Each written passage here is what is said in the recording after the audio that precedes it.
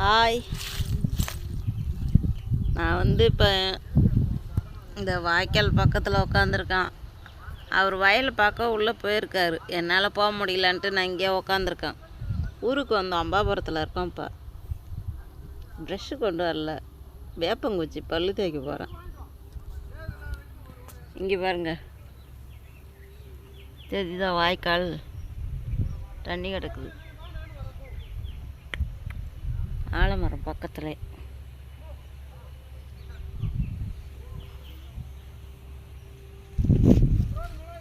பாருங்க.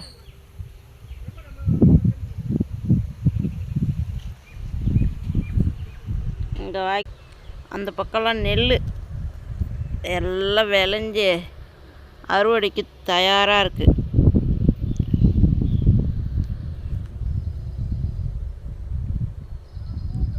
பாருங்க,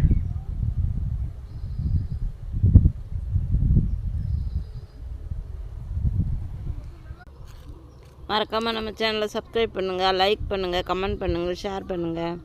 பாய் எவ்ரிவன்.